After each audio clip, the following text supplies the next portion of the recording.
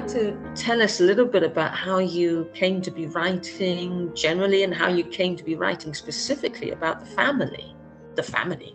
Yes, well, I had been writing novels for a long time. I wrote novels for a long time before I got my first novel published, The Mathematics of Love. And then I had another novel published, A Secret Alchemy, and I was embarked on a third, and I couldn't make it work, which happens. And my agent and I tried to make it work, and I just couldn't make it work. So we decided that, the best thing to do was to move on from that and maybe come back to that project one day. And so my agent said, well, so, what are you going to write next? And because we'd had to abandon a project that I was in the middle of, I didn't have something I was longing to start banging on the door, which is usually what happens by the time you've really properly finished a novel. And so we had to sort of think about it from scratch. And she said, you know what I could sell, don't you, is the novel of Emma Darwin, my great-great-grandmother, who was married to Charles Darwin. She was born Emma Wedgwood, and they are part of a great big sprawly clan of Darwins and Wedgwoods and Galtons, very much right from Charles's grandfather Erasmus Darwin, whose best friend was Josiah Wedgwood, back in the later half of the 18th century. And they did lots of interesting things, and they're very interesting people. And I was extremely reluctant. I was sure that there wasn't a story with Emma.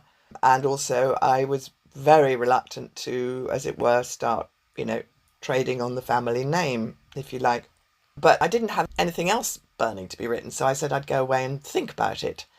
And I'd go away and explore the broader family tree and see if I could find people who would make a novel.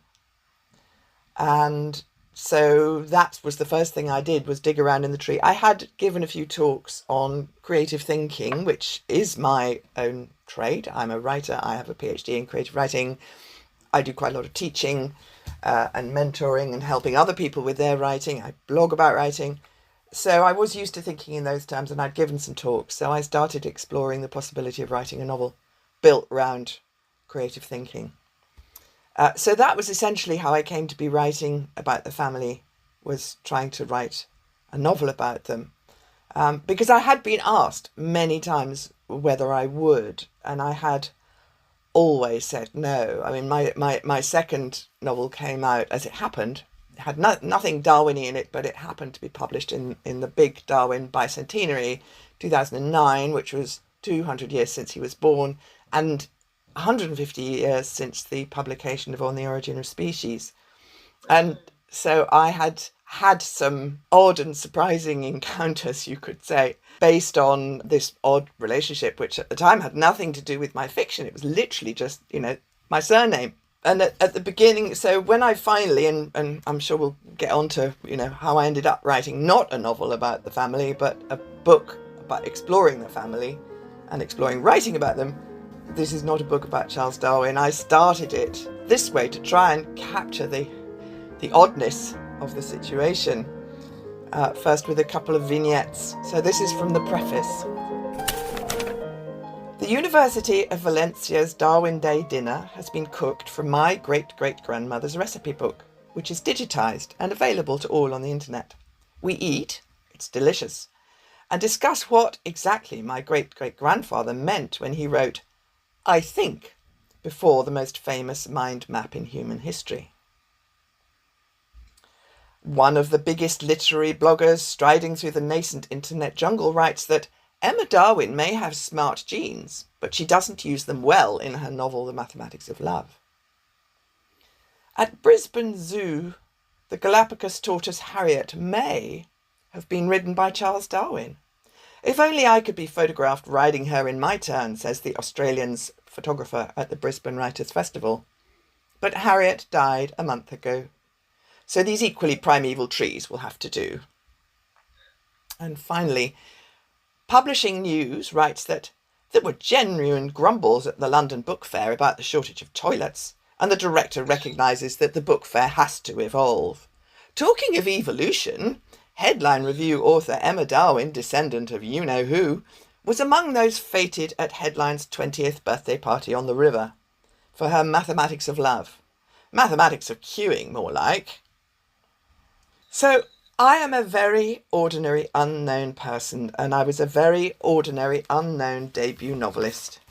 The only thing which made me different from the next debut novelist in the struggle for life on the bookshop tables is that my great-great-grandfather, Charles Darwin, wrote the book which changed forever how the human race conceived of itself and the universe. And I was named after his wife. That Emma Darwin, Charles's wife and my great-great-grandmother, is why the Wikipedia entry that a friend surprised me with has to be labelled Emma Darwin brackets novelist. She was born Emma Wedgwood, the youngest child of the potter, the second Josiah Wedgwood, and had known her first cousin Charles all her life. I have been Emma Darwin all my life, and although I'm sorry I missed Harriet the tortoise, from the day I was named until well into this century, and despite the upsurge of the global Darwin industry in the 1980s, all I encountered was the occasional question asked at a party, on a course, or across the counter of the dry cleaners when I gave my name. In all cases, my answer to the "any relation?"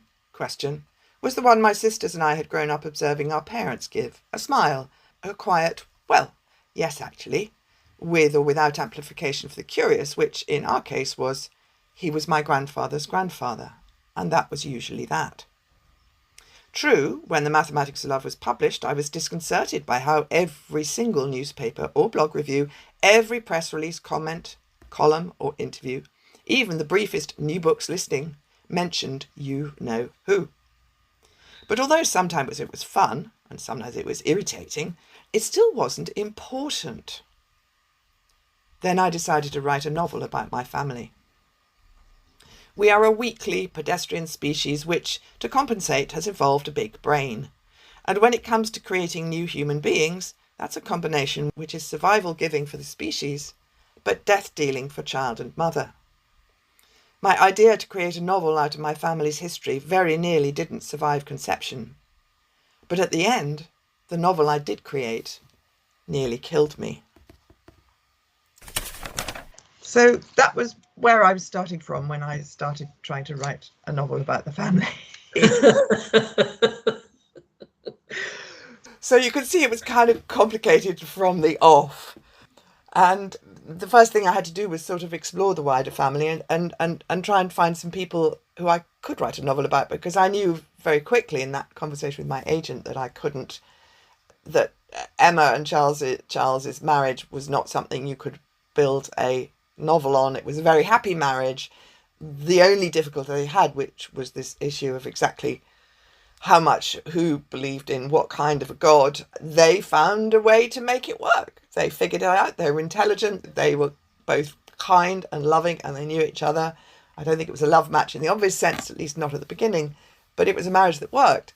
And I tried to explain this to my agent, who nodded and said, yes, happy marriages don't make good novels. Yeah, there's no incident. There's no exactly. Yeah.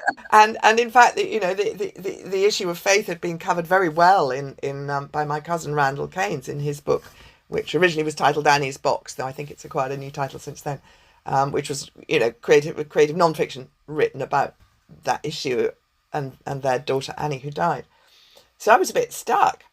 But I got out the books that I'd been using to research creative thinking in the family, because there are composers, there are poets, there are writers, there are of course scientists. Everybody knows about the scientists in a way. My grandfather was a physicist. There are painters, and so I dug all those out and started to dig around to look for people who would make a novel. And of course, one of the things that means is you have to start thinking about what makes a novel, what does make a story, what makes a novel, and also you have to, writing novels takes ages, and if you've got any sense as a novelist, you also have to think about not just, does this make a novel, but is this a novel I can write? Does this play to my strengths? Will this land me in problems that I will not be well equipped to cope with? Do I want to? Life is too short to spend a year and a half of it writing a novel that you hate every word of. So I had to think about that. And the first, I found lots of perfectly ordinary, perfectly dull people. Mostly they had enough money for it not to be problematic to survive. They were mostly kind and intelligent and doing their best. All sorts of things that are quite difficult to build a novel on when they're real people and you know a lot about them. So you can't just willfully change. I can't, take these nice, kind, doing their best people and throw a bomb into their midst because, I know that there wasn't one. No, exactly. Yeah, you got to convince. You have to be persuaded. Yes.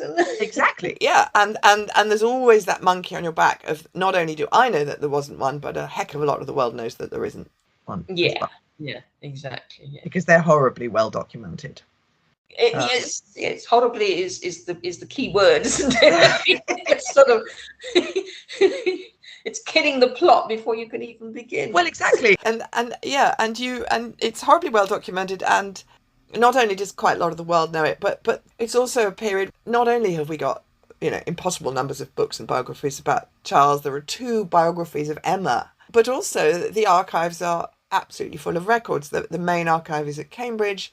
The Charles Darwin Letters Archive, which has recently completed being digitised with much celebration, it's taken 25 years. It has, one of the things that's really interesting is not just his letters, it's also the letters that he was answering and the letters that came to him and so on. So we've got this full conversation. There are 80,000 of them. Oh. And that's before you embark on the Wedgwoods. The Wedgwood archive, which I think is either up in Stoke or it's at a university somewhere around there. That's massive as well. There's this great big family, makes the Darwin clan look positively small, how many Wedgwoods there are, And so an awful lot of stuff that my novelist brain might choose to make up is the stuff in the archives that tells me I can't. This is not a creatively fruitful place. But I did find some very interesting people. And one of the first who I came off who I really thought hard about was Frances Julia Wedgwood. She was always called Snow because she was born in a snowstorm, but she hated the name. So I tried to think of her as Julia, which was what she was normally called because her mother was also a Frances. Her father, Hensley Wedgwood, was Charles Darwin's cousin, Emma Darwin's brother, and also their best friend. And when Charles and Emma still lived in London, they lived at Julia was their oldest child. She was very deaf, it ran in the family, very tiny, less than 5 foot, and very, very clever.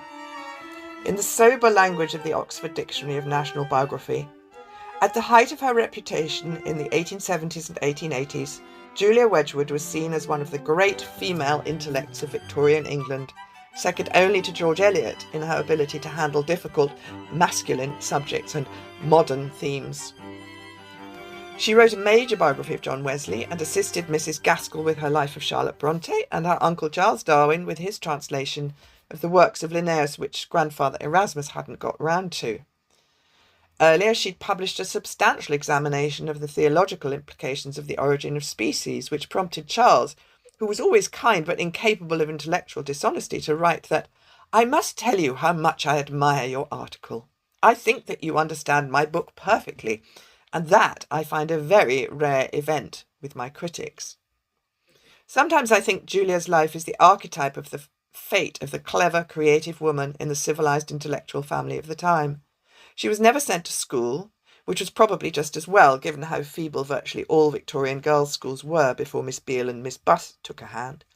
But such families usually cared enough to engage adequate governesses, and she would have had free run of the conversation and the library, while her parents' salon was at the heart of the London intelligentsia.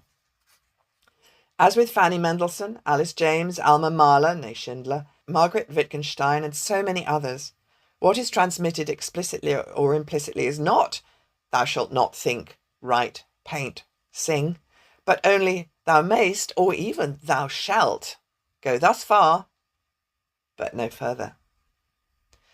The novels were written in her 20s, but she suffered painfully from lack of confidence in them, as in many things. She published the first, Framley Hall, anonymously. Only her sister Effie and her great friend Meta Gaskell, and later her Uncle Charles and Aunt Emma, knew her to be the author, as if she could only face putting it out into the limelight if she stayed safely in the dark of the wings. For the second, An Old Debt, she did step onto the stage, but masked as Florence Dawson.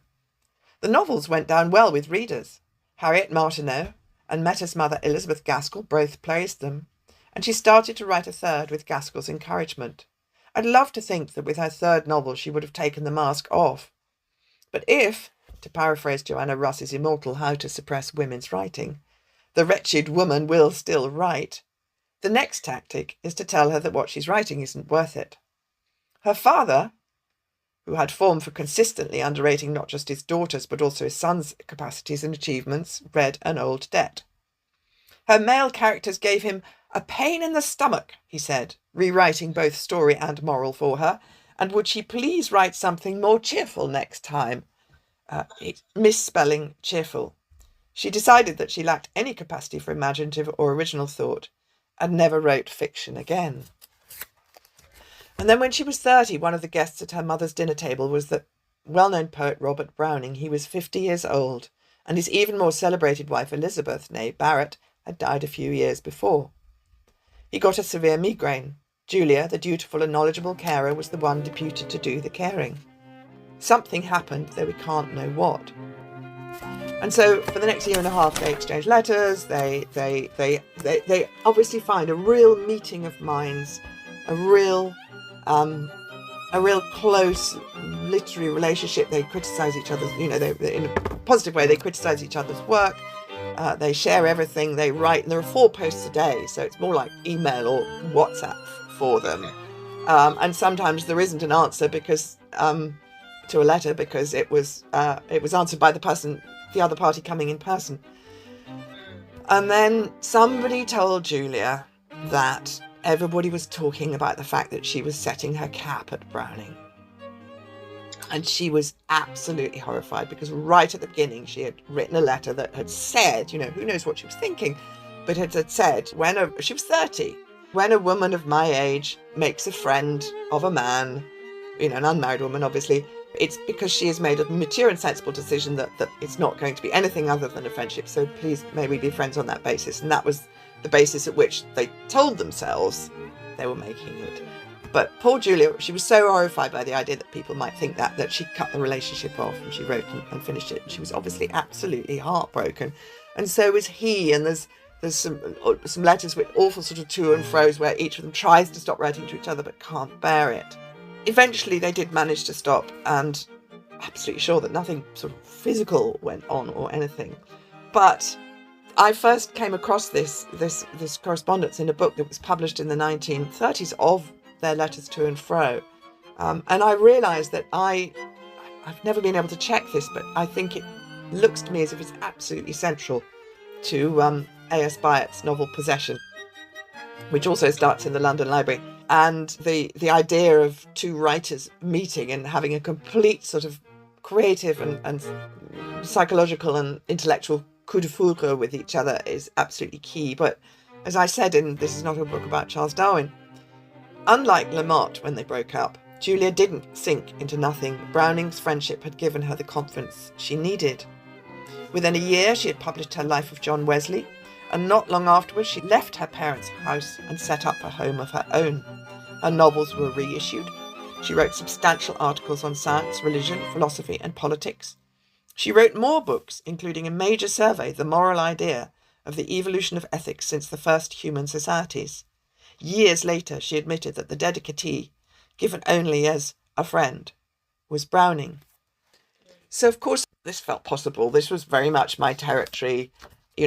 A man and a woman, or, usually a man and a woman, not always, sometimes it's 2 of the same, trying to figure out how do you be together while still being yourselves? Because to me, the quick label is romance, but it's much more complicated than that, much more interesting than that. It's about kind of the human dilemma of, we are individuals, we have our own individual sense, and we are also members of a group, of a society. Which needs us, if we're going to be part of it, to fit in a bit. So how do you do that? How do you fit with other people while also holding on to the core of yourself? And so I asked myself, should I write the story of Miss Wedgwood and Mr. Browning? And did they ever call each other Robert and Julia, or even Snow in private?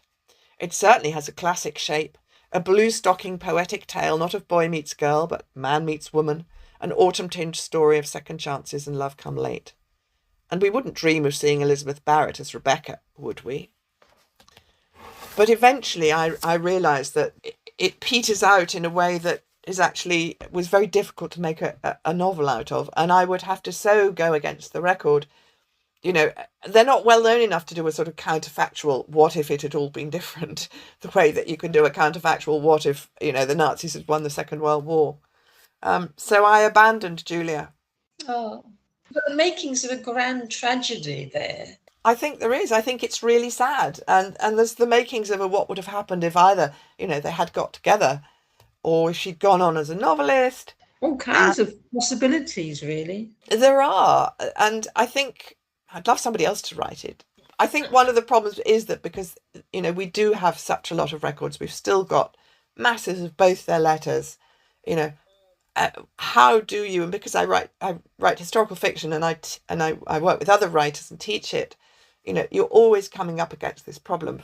How much can you change? How much do you have to stick to what you've got?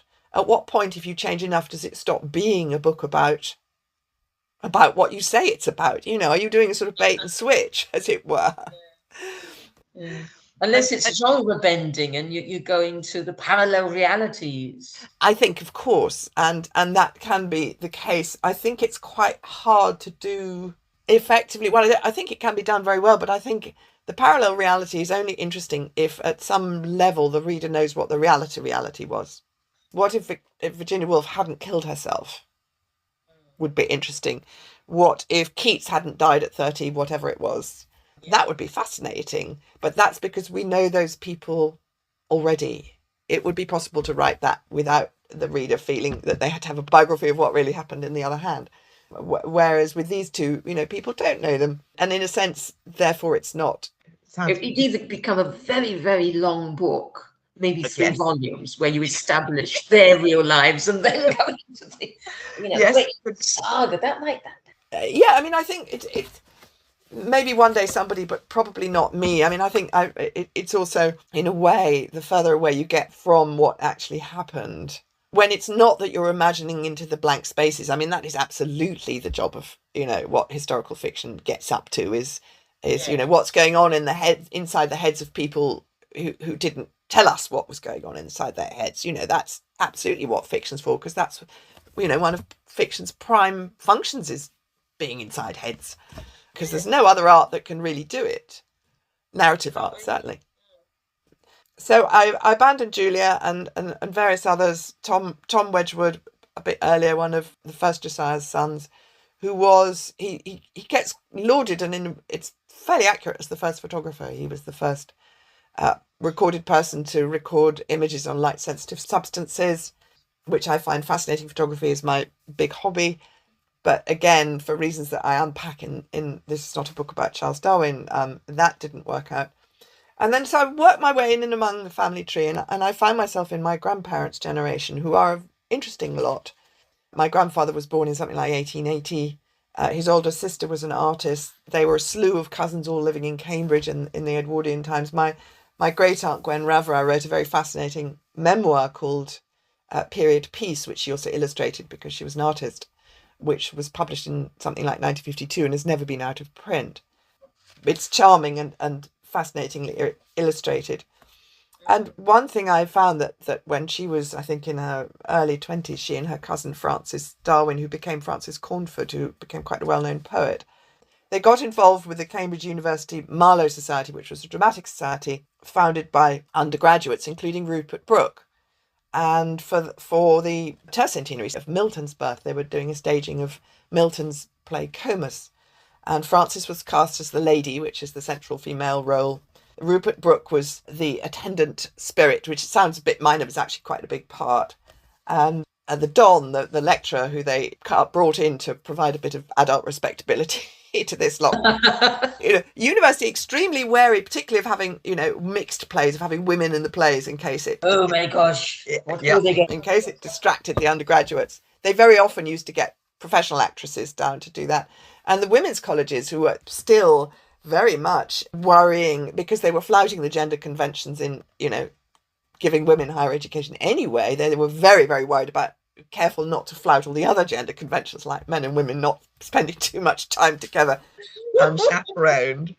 And that was partly why Frances, who was not an undergraduate, she was the daughter of a lecturer, Frank Darwin, were cast. Gwen designed the sets, and during it, F.M. Cornford Frances Cornford the Don and proposed to Frances Darwin. She became Frances Cornford the poet. This is a reason for not putting them in a novel. Frances' father was called Frank, and she married another Francis, and every novelist knows you should never, ever, ever write a novel with people with more than one person with a name beginning with a certain letter. Because it's asking for trouble. You do not want Sally and Sarah and Siobhan. So I explored all of that. And I also realised that if that was the start, because that also played to my writing strength, which is, or my interest, which is creative thinking. There's almost always a photographer in something gets in, and quite often I'm actually in some ways wanting to explore what's going on with writing, but without writing about writing, which I think one of the American novelists, it might have been John Cheever, I'm not sure, talked about that, saying that writing about writers is an aesthetic crime. Might have been having a dig at Philip Roth. But so I started looking for, okay, if the beginning is this production of Comus, what's the end? And I realised that 30 odd years on, there was another sort of production which was involved so much of the family, which was the first full homegrown British ballet, Job, which was put on by the Camargo Society, which then handed it on to Sadler's Wells Ballet, which became the Royal Ballet. The book was written by Geoffrey Keynes, who was a Blake scholar and a surgeon and had married Gwen's younger sister, Margaret. His brother was Maynard Keynes, the economist. He did the book. He'd always wanted to make a ballet based on the Blake drawings of Job, the story of Job, but through that, incredibly powerful imagery in the Blake, in William Blake. Frances Cornford helped him with what we'd call the book, the scenario. Gwen did the sets and the costumes. The choreographer was Ninette de Valois, the only non-family, and the score was written by Ralph Vaughan Williams, which not a lot of people know. He's in the Darwin Wedgwood family tree. His grandparents, on his mother's side, his grandmother was Charles Darwin's sister, Caroline, and his grandfather was Emma's brother at Wedgwood.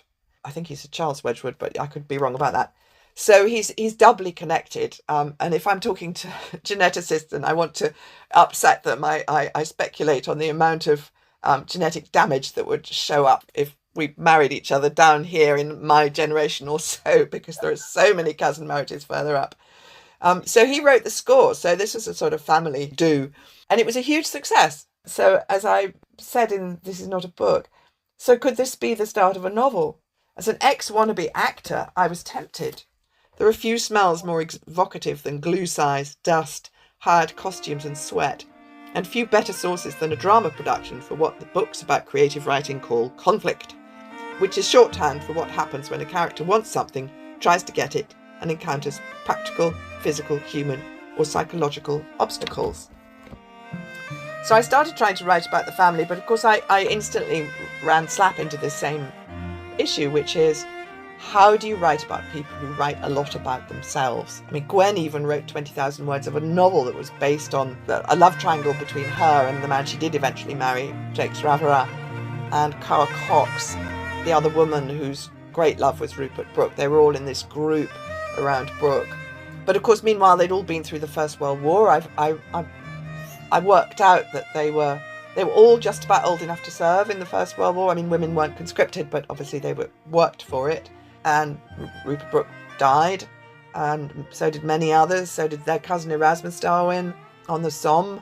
And they were still young enough, some of them, to be called up in the Second World War. They were that cursed generation that had to be involved in both. And Job was first premiered in, I think it's 1935 or so. So by then everybody knows it's looming. The war is coming. And so, and there are letters, there are biographies. There's a book about that group called the Neo-Pagans. There's 2 volumes of Robert Skidelsky's biography of Maynard Keynes. Oh, gosh. Geoffrey Keynes wrote a memoir. And yet you've got this wonderful background. You've got the backcloth of the First World War, the bright young things coming up, and activity and creativity and reactivity to what's happened and to what seems about time. You've got so many wonderful themes, Yes.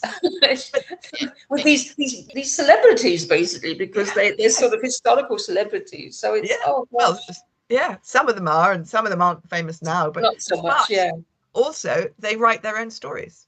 Yes. You know, if you think of the triangle between Gwen and Jake Straverat and Carl Cox, and you know, with walk-on parts for Francis Cornford and Rupert Brooke and Maynard Keynes and Geoffrey Keynes, and you know, and they're kind of proto Bloomsburys. They're very, very involved with the Bloomsburys. They're actually Gwen and Francis and co are connected by marriage to Virginia and Vanessa Stephen, who become Virginia Woolf and Vanessa Bell. So it's, you know, it's a small world. Everybody knows each other. Everybody's inclined to marry each other. Some parts of it are busy defiantly going to bed with each other, even though they're not married to each other. There's a heartbreaking story, actually, of Carl Cox and Rupert Brooke trying to work out how to go to bed together when it's incredibly difficult to get hold of contraception.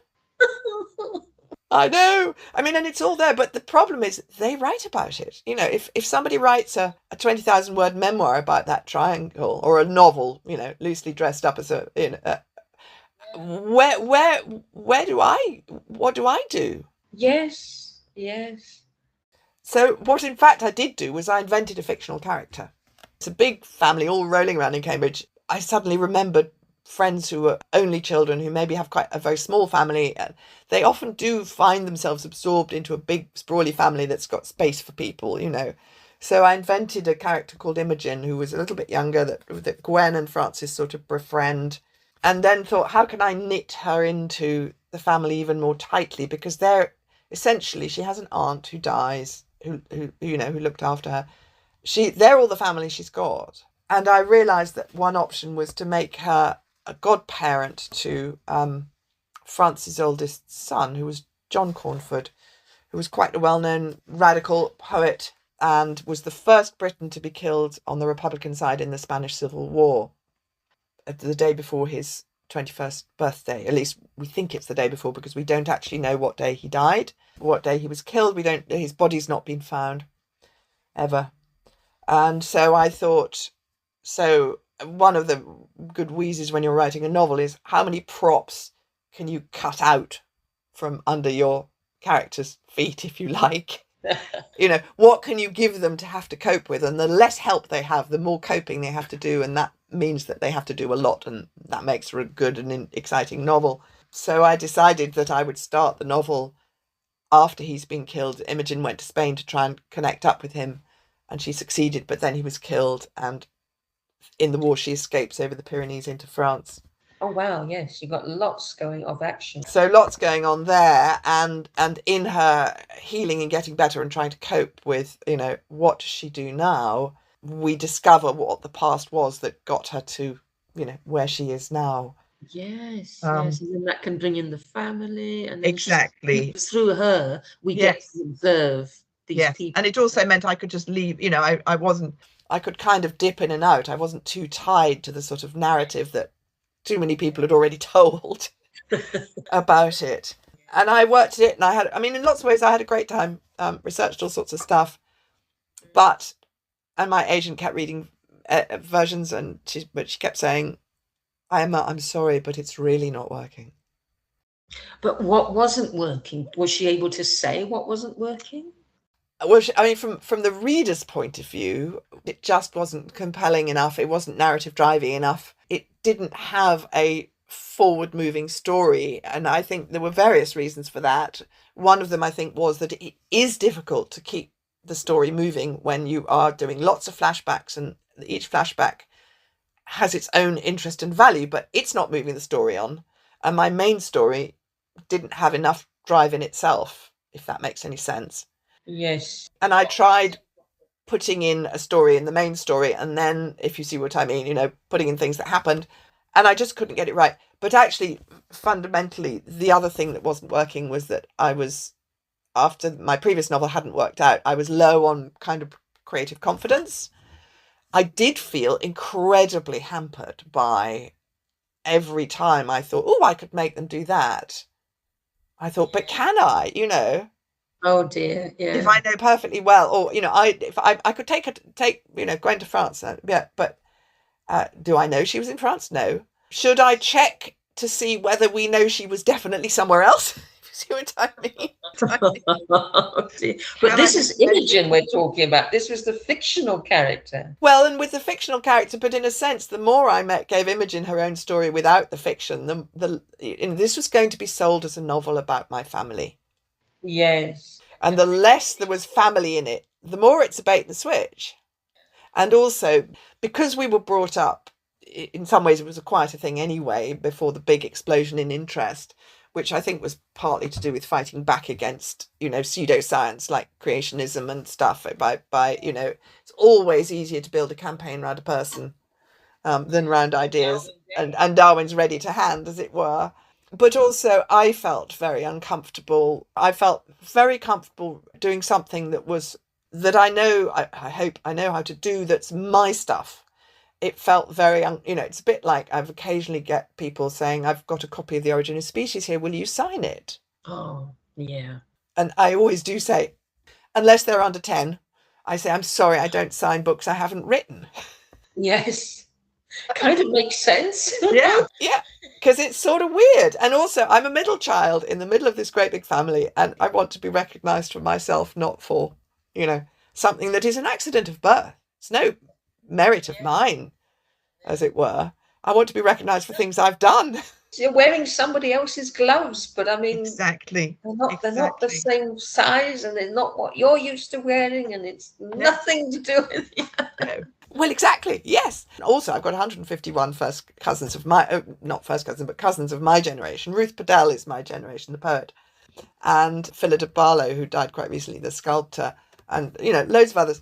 And, why should I claim to be, why am I more important or more interesting than any of them? And eventually I realised that it was the combination of the fact that it was, I think it's quite a difficult creative project for anyone because they are all so well documented. When I was writing Elizabeth Woodville, the wife of Edward IV for A Secret Alchemy, we know quite a lot. She's an elite woman. We know quite a lot, certainly about the latter half of her life when she's a queen. But there are still enormous gaps, and we know absolutely nothing about the inside of her head. Yes. So, there's plenty of novelist territory. And even then I was tearing my hair out when I the story needed me to do this, but I couldn't because she wasn't there, I remember at one stage thinking, if I have to bring one more kind of mud-bespattered messenger up to describe a battle that I can't be at, I love it. Yes. So there was that sort of doubled in spades because we had letters and diaries and correspondence and so on. And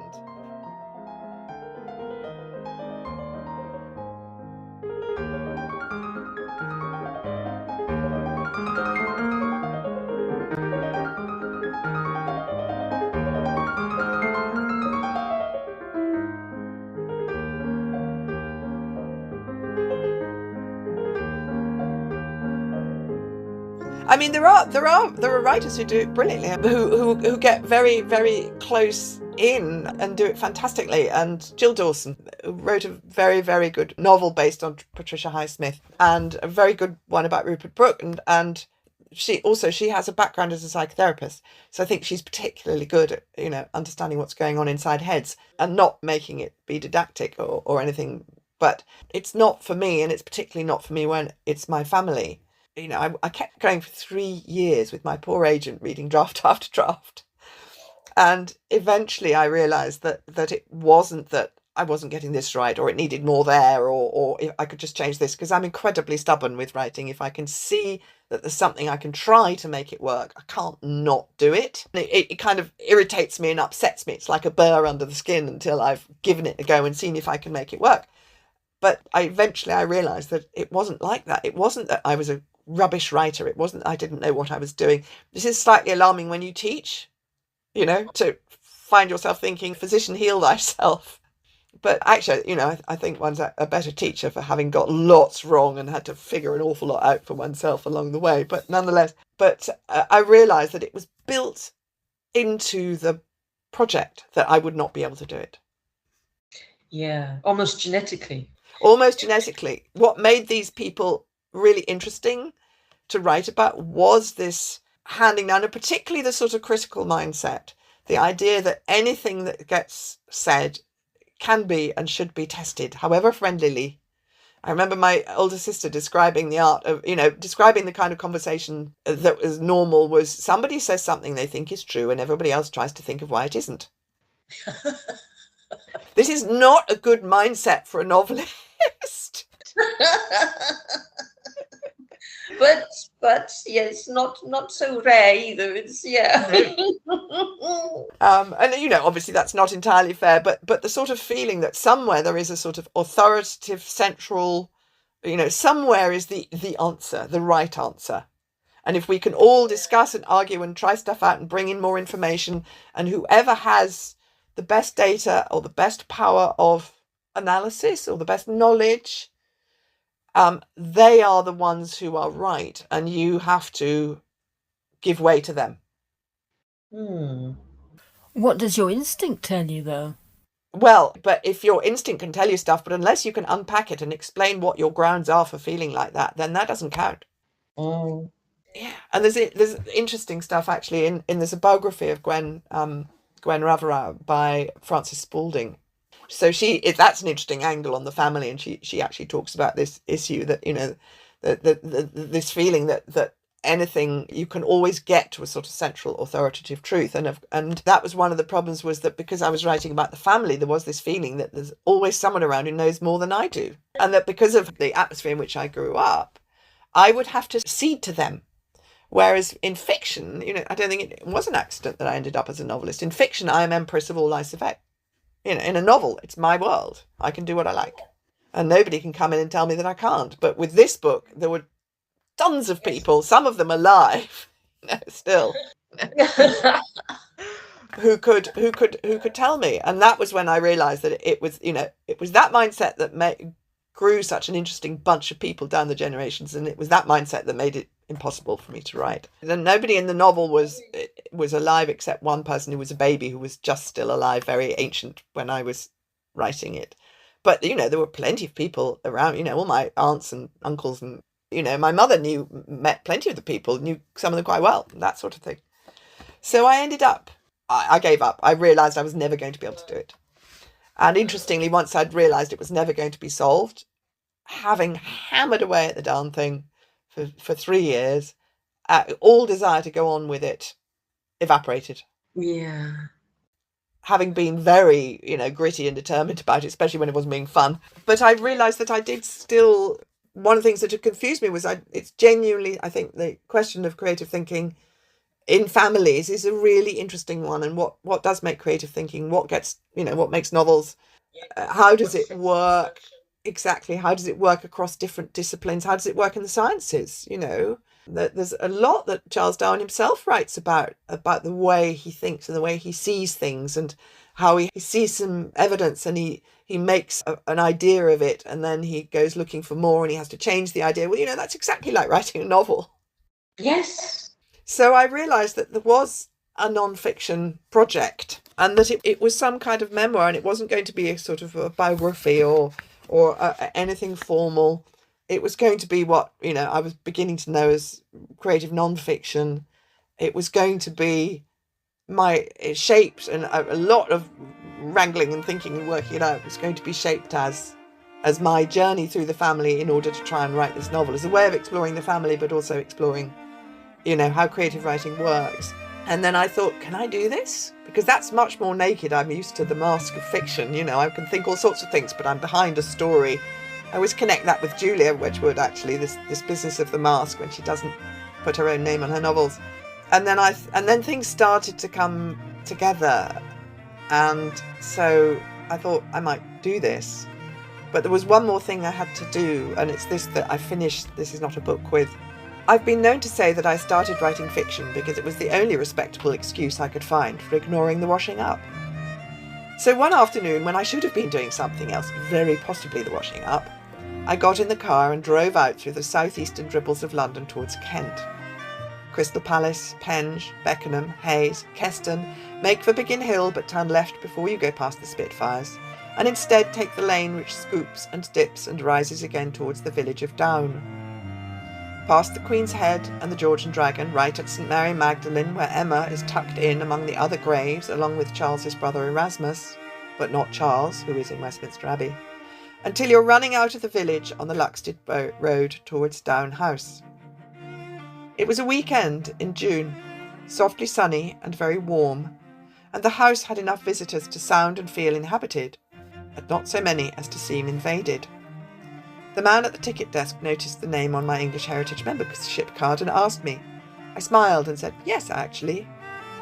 I bought coffee and cake in the tea room that was once the kitchen and sat outside in the sun to eat it. I pottered through the house, looking at the pictures, the memorabilia, the billiard table, the china and the books, and remembered the summer that Down House mounted an exhibition about Emma herself, how the photographer undid the barrier so he could sit me at Emma's piano, how the exhibition's curator helped me to put on a bracelet made of Emma's hair. I strolled round the sandwalk and paused for a moment in Charles's sentry box at the far end, where he could sit out of the winds that blow cold across this chalky downland. I wandered slowly round the walled garden, the potting sheds and the greenhouses, making photographs, because photographs are my way of really noticing things, my way of being a science and a poet when I am neither. I walked back and stood on the lawn in the sun, looking at the famous view of the house, which, appropriately, it always seems to me, is the back of it. What the world knows of Down isn't the front, the facade for show, which can be seen from a car or a carriage or the back of a horse. It's the private, family face, the face which watches over a garden which was both the laboratory of a genius and the playground of his children and grandchildren. And I asked if he'd mind if this particular one of his great-great-grandchildren wrote a book about his family, seen through the lens of her failure to write a novel about them. He didn't seem to. So that's where it ended and where This Is Not a Book About Charles Darwin began. Wow. And it wrote itself really quickly, which is the first draft anyway, which is a very good sign. Usually it means it's, you've got the right project and you've got the right way into the right project. Fire is burning. It's like, yes. Oh, that's wonderful. Yeah. Oh, beautiful. No, I love that image at the end when you're asking the ancestors' permission. It's such a beautiful visual. Yeah. He does feel very present there. I think English Heritage have done a really good job of making it feel like that family home, because he's the last generation of scientists. He lived a long time. He lived over till he was over 80. He's the last one that did science at home, in the potting shed, in the kitchen. Yes. The cook used to get really fed up with him boiling down pigeons on her stove in order to study their different skeletons. Poor cook. And of course, the next generation, becomes very professionalized. It moves into the universities and the labs and, the companies and stuff. And you can no longer really do it at home. Very much a lived-in home. Yes, it is. It's lovely. I mean, it's a really nice. It's a good day trip from London or wherever, and there's good displays and things. As you say, working and pottering about in the garden or looking out through the window, because that is work too when you're thinking. That is indeed. That is very much work. Yes. Yes. I wondered, do you have a favourite quote by Charles Darwin about that process of creative thinking? Is there one that you? Well, there's one that I do quote in the book, which is exactly about that. Let me find it. So under some pages turning. Oh, here we are. Yes, it was actually the microbiologist Mark Pallen who was writing the Rough Guide to Evolution, and he pointed me towards it. And he says, I have steadily endeavoured to keep my mind free so as to give up any hypothesis, however much beloved, and I cannot resist forming one on every subject, as soon as facts are shown to be opposed to it. Indeed, I have had no choice to act in this matter, for with the exception of the coral reefs, I cannot remember a single first-formed hypothesis which had not after a time to be given up or greatly modified. This has naturally led me to distrust greatly deductive reasoning in the mixed sciences. On the other hand, I am not very sceptical, a frame of mind which I believe to be injurious to the progress of science. A good deal of scepticism in a scientific man is advisable to avoid much loss of time, but I have met with not a few men who, I feel sure, have often thus been deterred from experiment or observations, which would have proved directly or indirectly serviceable. And I said about this distrust of reflex scepticism, of the narrowing down caused by too early deductive reasoning and hypothesizing, is really, it seems to me, a trust in what Keats called negative capability and argued that Coleridge lacked. It's what the poet and writer Philip Gross calls the not knowing, the capacity to stay with what we perceive and what we sense without prematurely rationalizing it into tidy patterns, and therefore excluding ideas and things which at first don't seem relevant to the pattern, but which might turn out to be significant or enriching. And one of Charles Darwin's grandchildren, the artist Gwen Raver, she said, "The whole of a long life is spent learning to see, to know what one is looking at with one's inner mind, not in gaining experience, but in losing it," which to me, by experience, Gwen, means preconceptions that will prevent the artist from being open to seeing what's really there. I mean, in fact, I was putting that together, and my cousin, the poet Ruth Padell, who I mentioned earlier, she said that she took her mother, who would have been Charles's great-great-granddaughter and was a geneticist, Hilda Barlow. She took her to a poetry reading for the first time, and Hilda apparently said afterwards, "I see the point of poets now. They notice things." Because poets and writers observe the world as scientists do, with great attention, but also, if you want to do your best work, with an open mind, observing without yet categorizing and analyzing and sorting out and tidying up and deciding what's important and what isn't. Different perspective, yeah. And I think that open waiting, the not knowing, I think is absolutely central. And I think it's, whenever I've talked to scientists about it, particularly interestingly, the older and more experienced ones, the younger ones sometimes look a bit wary, as if they're nervous of the kind of big sprawly messiness of staying with that not knowing. But the older ones usually know exactly what that means. Very interesting. Yeah. Experience, as you say. Yeah. Counts for a lot there, doesn't it? Yeah. And in a sense, you need the experience to know when not to bring your experience to what you see. Yes, to retain that openness. Yeah. Childlike wonder. Yes, absolutely. That's absolutely part of it. And you get a lot more fun out of it, I should think, as a scientist. Yes. Well, I think so, yes. But it can be threatening, and we're a pattern-making species, and we are bothered by, and people vary a lot. I think it's certainly the case that a comfort, a willingness to stay in that not knowing with unresolved things is absolutely acknowledged to be an important marker of someone's creative potential. And a lot of trouble is caused by people who try and pin stuff down before really they have enough data,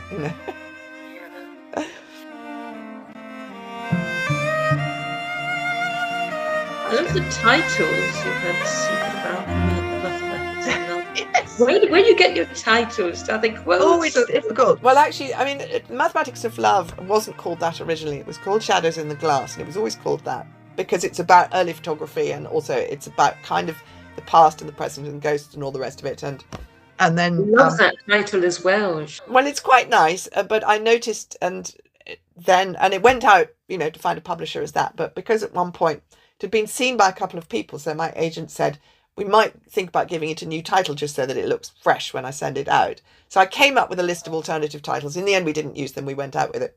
And then my editor at Headline said, I can't tell you how much I hate that title. Oh, dear. Which was a bit, oh, golly. I mean, but I had found that when I said, people said, what's it called? And I'd say, it's Shadows in the Glass. They say, well, that's nice. And then I did discover that an awful lot of it's not exactly a ghost story, but there's a character in it who might be a ghost, who appears in the two different timelines, which are 150 years apart. And I discovered that an awful lot of novels of varying quality, shall we say, had shadows in the title. So I thought, all right. And we went back to the list. And one of the names I'd come up with was The Mathematics of Love, because I'd made a character. I'd actually adapted a phrase which I'd heard as the mathematics of affection defy arithmetic, meaning it's not a 2 + 2 game, or if you divide it this way, you've got less, anything. Only I made it be the mathematics of love because the whole of the mathematics of love is about sex and who you're not supposed to go to bed with, and I hadn't changed it that because I thought it sounded a bit like a chick lit thing. But my editor said, no, I think we should go for that. So I thought, okay, yeah, that's fine. And she was so right. Took me about 3 months to admit it. But because as soon as I started saying it's called The Mathematics of Love, everybody's ears pricked up. because there's a friction between the two words. And interestingly, a lot of the reviews did as well. Yeah. A lot of the reviews said, you'd think these two things are different, but here they are in the same thing. And I think that's a really good sign of a lucky title is when it gets talked about it. And a secret alchemy. Well, there's a lot of alchemy in the book. I mean, not being done, but it's a sort of construct in people's head. And there's this thing about the alchemical marriage, which is of silver and gold, dark and light, red and white, and so on. And so all the couples, there are a lot of couples in the book, and all the ones that work are a light one, a dark one, as it were. And then most of them in the book are secret for one reason or another. They have to be kept secret. And I actually wanted to call it an uncertain alchemy, because they're also, most of them, are not sure, but it's actually really difficult to say. Uncertain alchemy. Yeah, okay. Yeah, kind of tricky to get your tongue around. And the last thing you want is anyone feeling slightly embarrassed to say something in the bookshop when they might ask for your book, but they don't. Yeah. And actually, my editor wanted to call it just alchemy, and there was actually a collection of short stories by not a big name, but quite a well-regarded writer called that. And she said, "Oh, that doesn't matter." I just thought it was a bit boring. And the secrecy was really part of the point. Elizabeth Woodville's marriage to Edward was secret for a long time because he was embarrassed to have fallen for her and married her. And Warwick was furious, and there's lots of other secret, and there's a gay couple who have to keep it secret, and so on and so on. So I thought that was, and it did. Yeah, again, it went down well. And then I did also. This is not a book actually. There were lots of different titles, which if we'd had longer, I would have read. I remember talking to Francis Spufford about it, and he was saying it sounds like books about failing to write. There's Jeff Dyer's Out of Sheer Rage, and I said, yeah, but it's more like out of sheer embarrassment. And then there's Kate Grenville wrote Searching for the Secret River, which was about writing her book, and I thought mine would be more like falling out of the family tree. And I even got as far as thinking about the plate with the Wedgwood eyes. Ooh. But then suddenly I thought, how many G's in great-great-granddaughter was a sort of riff on H's for hawk. But then I suddenly thought, of course, this is not a book about Charles Darwin. Of course it is. How could it possibly be anything else? Yes. And again, the reviews picked it up. Yeah. Yeah, the one in the Mail, in this Mail on Sunday said, this book may not be about Charles Darwin, but it's actually rather good. I think I could have that on my tombstone. Actually, rather good. It kind of is about Charles Darwin. Well, it is. I mean, there's this. None of it would have happened if it hadn't been for this massive figure in the middle of it. You must have seen what the paperback cover looks like, with this sort of silhouette of him in the middle. And then all the photos around the edges, which is great. The hardbacks are lovely and has a different cover, which is also gorgeous. It is different again, yes. Which I love that one with the you don't realise the silhouette is there, but it's in white. Yes, kind of inverted. Yes, yes. And that's exactly right. I mean, when Robert showed it to me, I thought it was odd because it takes you a moment to realise that's what the silhouette is because of all the beard and everything. But actually, I think it's genius. It's absolutely genius and very, very striking because I adored the hardback cover, but it's sort of quieter and more thoughtful. It's brilliant. Yeah, no, and people find it striking, which is what you want. Oh, it's lovely. The font, the title, splashed across it, and it's got this lovely sense of almost like patchwork because it's all of these people collaged together in a sense. Yes. It's got the feel of the book I sense. Yes, I think so, and also the kind of patchworky collaginess of it. I mean, actually, when I was really researching the family tree, I didn't go through them chronologically the way that I do in the book.